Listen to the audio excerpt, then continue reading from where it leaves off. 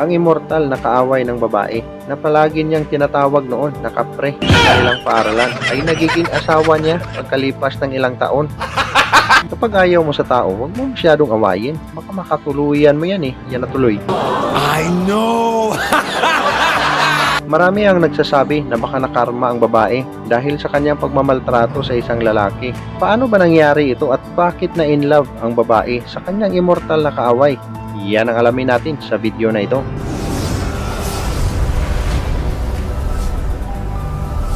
Kumusta guys? Maligayang pagbabalik sa ating bagong video.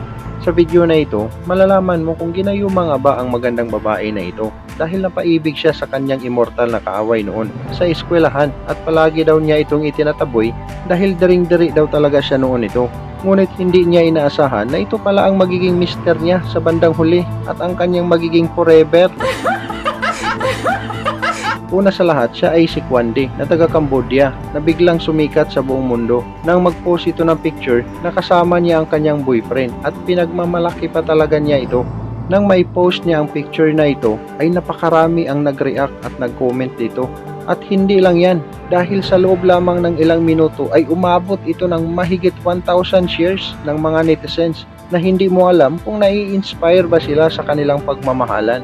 O baka nabubuisit lang sila dahil wala silang ganito kasulit na pag-iibigan.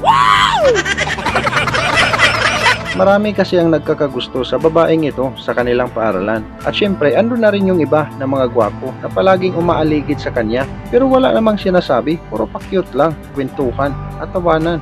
Pero itong lalaki na si Lodi na bida sa ating kwento ay napakalupit dahil tahimik lang siya at hindi na siya lumalapit sa babae kasi alam naman niya na ipapahiya lang siya dito at itataboy palayo. Kaya hindi na niya inaasahan na magugustuhan siya nito sapagkat napaka-imposible na mangyari yun dahil iniisip ng lalaki na pang Halloween party lang ang kanyang itsura at tanggap naman niya ito. Ang kanilang paaralan ay nagkaroon ng acquaintance party at syempre nagiging partisipante ng sayaw ang magandang babae na ito sa kanilang paaralan at dito sumikat na naman siya at ang lalaki nating bida ay hanggang tingin lang at tulo laway ang inabot. Kaya hindi na naglakas loob ang ating bida na gawin ito sapagkat sapat na sa kanya ang imagination at ang kanyang kamay na ginagamit niya sa pagpunas ng kanyang mga pawis sa tuwing umiinit ang kanyang katawan. Nang matapos na ang kanilang party ay nagsiuwian na ang mga kaibigan sa babae at siya ay pauwi na rin sa kanilang bahay. At ang ating bida na si Lodi ay napaisip na tingnan at sundan ang babae sapagkat gabi na at delikado dahil mag-isa lang siya at ang dinadaanan niya ay liblib na lugar na walang katao-tao. Pero wala siyang masamang balak dito ha. Ang gusto lang niya na makauwi ang babae na ligtas sa kapahamakan. At syempre, sinisigurado din ng ating bida na hindi siya mahalata na sinusundan niya ang babae. Dahil kapag makita siya nito ay siguradong sisigaw na naman yun na mayroong kapre na sumusunod sa kanya. Habang naglalakad ang babae ay mayroon siyang naririnig na mga lalaki na nag-uusap-usap na papalapit sa kanya na parang nasa likuran na niya. Hindi niya ito tinitignan at binibilisan lang niya ang paglalakad hanggang sa naabutan siya ng mga lalaki na lasing at mayroong bitbit na alak at inaalok ang babae na uminom. At syempre, sa takot ng babae ay tumakbo ito. At sa kasamaang palad ay nahabol siya at hinawakan ang kanyang braso ng mahigpit na parang galit na galit ang mga lalaking lasing. Nang makita ito ng ating bida ay gumawa ito ng eksena at kumuha ng lighter at sinindihan niya ito at inilagay sa kanyang mukha at ito ay kumakahol na parang mayroong kapre na nagpaparamdam. Nang makita ito ng mga lasing na lalaki ay nagsisitakbuhan silang lahat at ang babae ay sumigaw sa takot dahil mukha nga namang kapre. Kahit ako siguro tatakbo rin ako nun eh. Pero na-realize na ito pala ay ang kanyang immortal na kaaway at hindi tunay na kapre. At dito nilapitan niya si Lodi at laking tuwa niya na ito ay dumating dahil kung wala siya baka kung ano na ang nangyari sa kanya. Sa labis ng tuwa ng babae ay niyakap niya ito at umiiyak at humihingi na rin siya ng tawad sa ating bida sa kanyang panlalait sa kanilang paaralan. At syempre ang ating bida ay mabait, sinabi lang nito na okay lang, walang problema. Nice. Hanggang sa sinabi ng ating bida na ihatid na siya sa kaniyang bahay para siguraduhing makauwi siya ng ligtas. At pumayag naman ang babae sa sinasabi ng lalaki. At nang makarating na siya sa kanyang bahay ay nagpasalamat ito ulit at niyakap pa nga niya ito ulit at muling humingi ng tawad. Kinabukasan sa kanilang paaralan ay hindi na lumalapit ang ating bida sa babae kasi iniisip ng lalaki na baka nagbago na ang isip sa babae at bubulihin na naman siya at ipapahiya sa mga tao.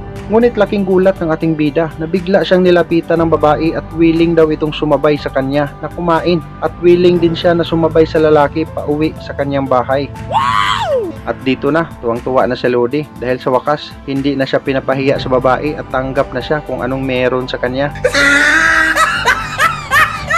Hanggang sa gumraduate silang dalawa at nagiging malapit pa rin sila sa isa't isa. Ngunit hindi na sila nagkikita-kita pa, kaya sa cellphone na lang sila nag-uusap-usap ni Lodi. At kinikilig naman ang ating bida kapag kausap na niya ang babae. At ito na nga, nagiging komportable na ang babae at palagi na niyang kausap sa telepono. Hanggang sa isang araw ay hindi na niya makontak ang lalaki at nalulungkot na si Kwande at nag-alala kung ano ang nangyayari sa kanya. Kaya naisipan niya itong puntahan ang bahay ng ating bida para alamin kung ano ang nangyayari sa kanya. At laking gulat ng babae nang makita niya ang itsura ng lalaki na umiiyak sapagkat sumasakabilang buhay pala ang kanyang lola. At dito na nagdesisyon si Kwande na samahan ang lalaki sapagkat naisipan niya na kailangan niya ng karamay sa mga panahong ito. Dahil sa labis ng lungkot ng ating bida ay hindi ito makatulog dahil sa kanyang nararamdaman sa pagkawala ng kanyang lola at dito naghanap ng paraan ang babae para makatulog ang lalaki hanggang sa pumasok sa kanyang isipan na mag-inuman silang dalawa. Pumayag naman ang lalaki sa alok ng babae at hindi na nila namamalayan na napaparami na ang kanilang naiinom hanggang sa nagkainita na ang kanilang mga katawan at dito na gumagalaw ang sawa ni Lodi at natuklaw ang lechon na pula. Sus, yun na nga ang sinasabi ko eh. Kinabukasan ng mahimasmasan silang dalawa at nagising sila na parihas na walang suot at kalat-kalat ang paligid na parang dinaanan ng bagyong Yolanda. Ay nagtinginan lang silang dalawa at biglang umiti ang babae at sabay sabi na okay lang yun. Dahil napaibig na pala ang babae sa kanya. Ayay, ang swerte naman talaga ni Lodi oh. Mula nang mangyari yun ay palagi na silang lumalabas at panay post na ang babae sa kanyang social media account at pinagmamalaki na talaga niya ang kanyang boyfriend.